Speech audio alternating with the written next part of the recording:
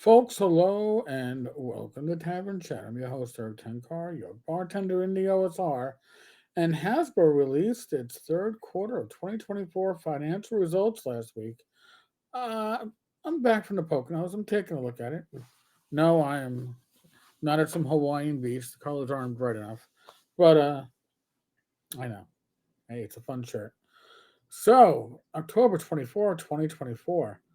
Uh, Outperformance within our gaming and licensing business in the third quarter highlights the strength in two of our highest profit areas.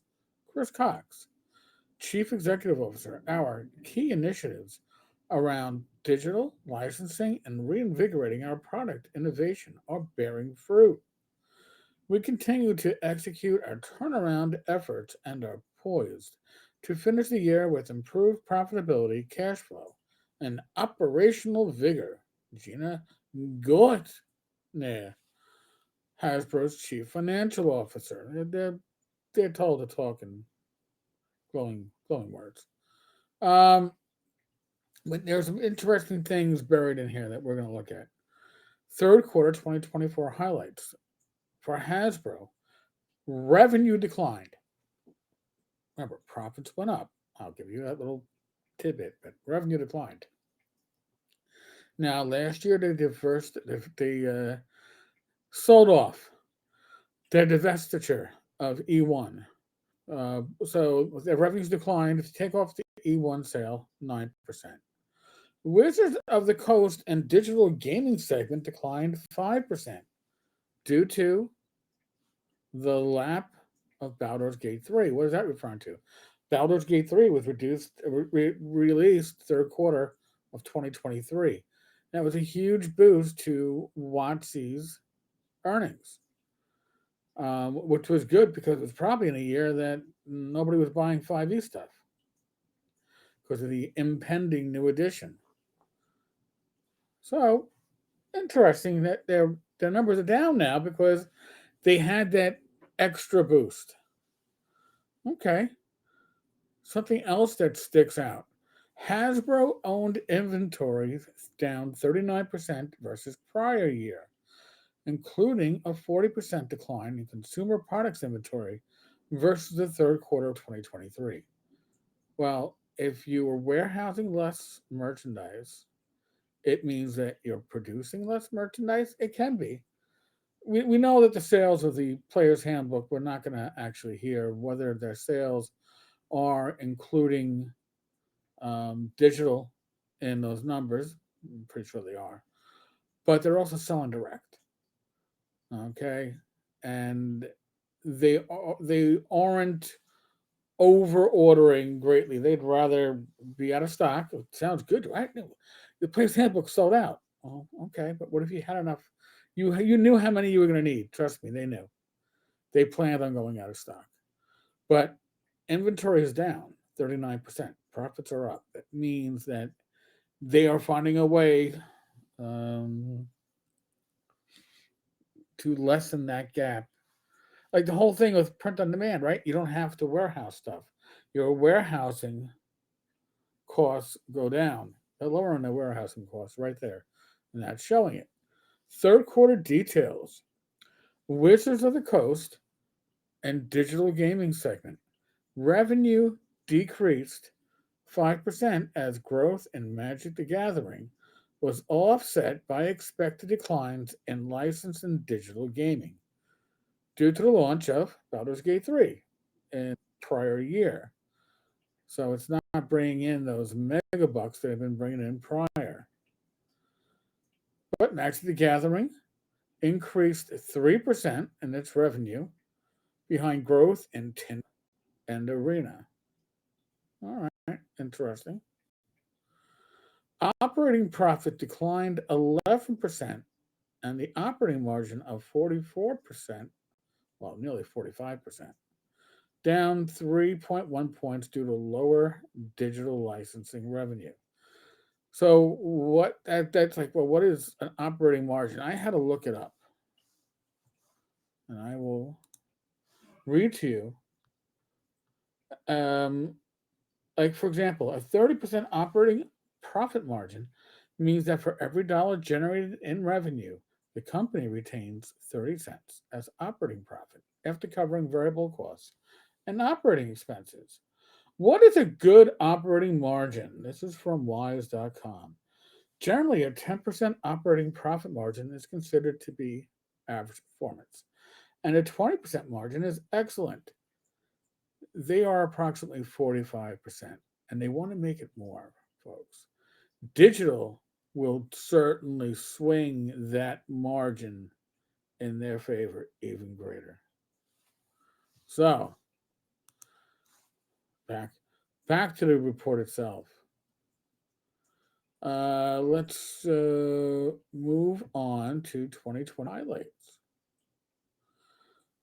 So, they're saying, and this gets confusing here too. Growth of 7% in the Wizards of the Coast and digital gaming segment. This is for 2024, not the quarter. This is year to date. A growth of 7%, likely largely due to Baldur's Gate 3. Well, that's darn interesting. We're now year up to date 2024 segment details. Okay. Wizards of the Coast and number digital gaming segment is included under WotC. Revenue increase of 7%.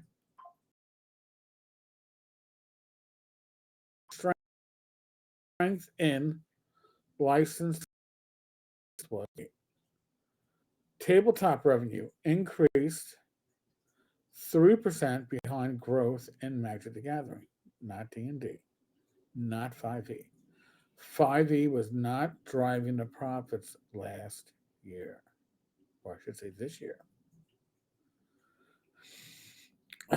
Monopoly Go contributed 74 million year to date. Operating profit increased 30% and operating margin of 47% due to higher digital licensing revenue, mix of revenues, and lower expenses, including royalties, including salaries. They're not listing the salaries, but remember, there was a purge last Christmas. And they likely saw that. And remember, the purge, even if they hire someone new, they're hiring somebody at a lesser rate. And they probably get more productivity because they're hiring somebody for less vacation time. Okay? Vacation time is often included with your seniority. Let's see what else is interesting. Company's outlook. They expect Wizards of the Coast digital gaming segment revenue to be flat, down 1%, operating margin of approximately 42%. So again, for every $100 that they get in revenue, they are looking at about $42 in profit. They are doing extremely well. Wizards of the Coast is making them money, but they're not making them money necessarily on D&D. They made it on the digital D&D. They made it on Baldur's Gate. That's the pivot to Sigil. That's the pivot to the VTT and D&D Beyond and subscriptions and microtransactions and all the other stuff that you hate from computer gaming. It's coming your way. Okay? And they're already talking that they've laid off. We know of, I think, 4 names that were laid off by WotC so far this purge. I shouldn't call it a purge. I should call it a Christmas holiday celebration because they've been granted their freedom to no longer work at WotC. But there are new dismissals, and we get more details on that. We will cover that too. So these are the numbers that you should be looking at, and realize that WotC is going to need to justify itself for the huge profits that they made thanks to Baldur's Gate 3. And remember, there's going to be no add-ons to Baldur's Gate 3. Lorien has said that they're not doing anything, that they're done with the project. They're done with the property. So WotC needs to get that success, that lightning in a bottle again, to justify them claiming, thank you, Cynthia Williams, that D&D is a billion-dollar property. I don't know. Maybe all of tabletop gaming is a billion-dollar property, but if you remove things like Baldur's Gate 3, you're not even on the same ball field. So, on that note, folks, there'll be a live stream on Wednesday at 8 p.m. I'll be back with some more gaming news or stuff tomorrow. There's links on the bottom of the screen. This is how you help the channel. This is how you help support the channel. Tenkars-tavern.games /DTRPG will take you to drive through. Speakpipe.com/tavern chat. You can leave a voicemail, and tenkars-tavern.games /humble will take you to Humble Bundle. There's a Mutants and Masterminds bundle up there. There is a Warhammer Fantasy Roleplay bundle. There's a lot of good stuff for gamers, tabletop gamers, especially old school gamers too. So enjoy, grab, and support the tavern while doing so. Be safe, be well, God bless, roll the dice, roll them well. I'll catch you all again later.